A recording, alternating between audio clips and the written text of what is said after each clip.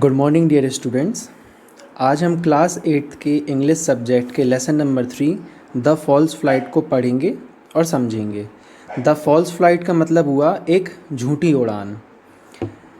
इसमें पहला आपको क्वेश्चन जो सबसे ऊपर दिखेगा, have you ever heard of a day dreamer? क्या आपने कभी एक ऐसे व्यक्ति का नाम सुना है जो कभी दिन में सपने देखता हो? दूसरा, have you heard the story of a Sheikh Chilli? क्या आपने कभी शेख चिल्ली की कहानी सुनी है? तो ये जो दो आपको क्वेश्चन ऊपर दिख रहे हैं, इस बारे में हम इस चैप्टर में विशेष रूप से पढ़ेंगे। Sheikh Chilli and his wife lived in a village. Sheikh Chilli और जो उसकी वाइफ है वह एक गांव में रहा करते थे। One day Sheikh Chilli said to his wife, when I get some money I will buy a cow. Sheikh Chilli अपनी वाइफ से कहता है कि जब उसके पास कुछ पैसे आ जाएंगे तो वह एक गाय खरीदेंगे। His wife replied, then I will milk the cow, we will need lots of clay pots. उसकी वाइफ रिप्लाई में बोलती है कि जब काऊ से हमें मिल्क मिलेगा तो हमारे लिए क्ले पॉट्स की आवश्यकता होगी। Sheikh Chilli, yes I will have to go to buy some. Sheikh Chilli reply देता है कि हाँ, मैं जाऊँगा और क्ले पॉट्स खरीद आऊँगा। Next day her wife went to the market and bought some pots. अगले दिन उसकी वाइफ मार्केट जाती है और मिट्टी के घड़े यानी मटके वह खरीद कर ले आती है। Sheikh Chilli asked her, what did you buy? Sheikh Chilli अपनी वाइफ से पूछता है कि तुमने क्या खरीदा? उसकी वाइफ रिप्लाई में बोलती है, I have bought 5 pots, one for milk, one for butter, one for buttermilk and one for ghee. What is the fifth one for? That is for carrying some milk to her mother, said the wife. उसकी wife reply में बोलती है कि उसने 5 मिट्टी के घड़े खरीदे हैं, एक मिल्क के लिए, एक बटर मिल्क के लिए, एक बटर के लिए, एक घी रखने के लिए, और 5वां जो घड़ा है उसने मिल्क जमा करने के लिए ख़रीदा है ताकि वह अपनी माँ को वह पहुँचा सके। What carry milk to your mother? How long have you been doing that? Have you got my permission? Shouted Sheikh Chilli. Sheikh Chilli प्रश्न करता है अपनी वाइफ से कि क्या तुम अपनी माँ को मिल्क देकर आओगी? ये तुम कब से कर रही हो और क्या तुमने इस बारे में मुझसे परमिशन ली है? His wife retorted, there is no need for your permission. Sheikh Chilli's face turned red and he grabbed the pots one by one and smashed them all against the wall. यह सुनकर जो Sheikh chilli जो है काफ़ी ज़्यादा नाराज़ होता है। उसकी वाइफ एक तो रिप्लाई में देती है कि मुझे इस चीज़ के लिए किसी भी प्रकार की परमिशन की ज़रूरत नहीं है, और शेख चिल्ली क्या करता है, गुस्से में एक एक करके सारे मटकों को दीवार पर फेंकता और फोड़ देता है। The wife retorted, I am the one who takes care of the cows and milk it. I will do what I wish with extra milk. उसकी वाइफ रिप्लाई में बोलती है कि मैं ही हूँ जो गाय की दिन भर सेवा करती हूँ और मिल्क कलेक्ट करती हूँ, और इसलिए ये मेरा अधिकार है कि जो बचा हुआ एक्स्ट्रा मिल्क है उसका क्या करना है।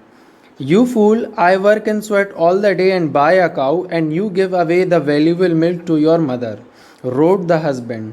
उसका जो हस्बैंड है यानी शेख चिल्ली, वह चिल्ला कर कहता है कि मूर्ख, मैं दिन भर मेहनत करता हूँ और पैसे जोड़ जोड़ के मैंने एक काऊ खरीदी और तुम उस वैल्यूबल मिल्क को यानी कीमती मिल्क को अपनी माँ को देकर आ रही हूँ।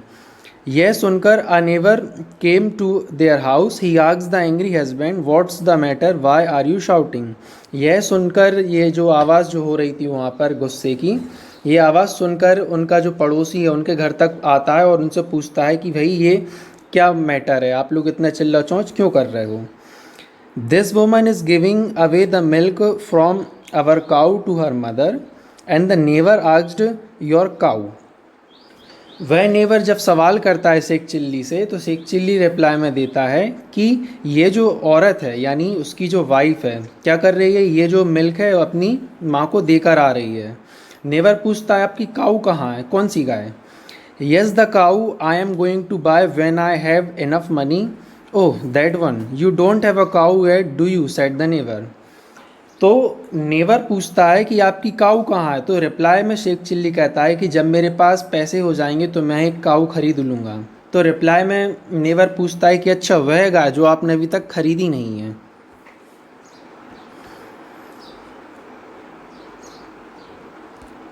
The man said, just wait, I am going to get one. Oh really, now I know what's happening to my wheat and corn, said the neighbor, picking up a stick and thrashing his neighbor.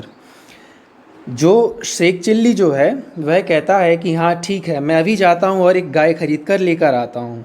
तब reply में उनका पड़ोसी बोलता है कि अच्छा अच्छा, तो अब मुझे समझ में आया है कि मेरी खेत में जो गेहूँ और जो मक्का लगा हुआ है वह उसे कौन खा रहा है। Stop stop, why are you beating me. इतना कहते ही उनका जो पड़ोसी एक लकड़ी को उठाता है और शेख चिल्ली को मारने लगता है। तब रिप्लाई में शेख चिल्ली पूछता है कि भाई रुको रुको, तुम मुझे क्यों मार रहे हो। Your cow it's been eating all the wheat and corn in my courtyard and you are letting it.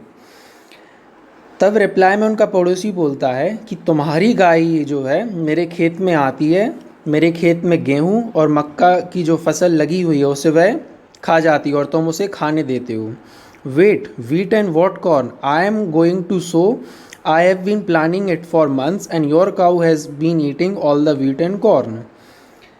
तो शेख चिल्ली पूछता है कि भाई कहाँ का गेहूँ और कहाँ का मक्का, मुझे तो कुछ समझ में नहीं आ रहा। तब रिप्लाई में पड़ोसी बोलता है कि मैं भी जो हूँ इन सबको, मक्के की फसल को और गेहूँ की फसल को लगाने की प्लानिंग काफ़ी समय से कर रहा हूँ।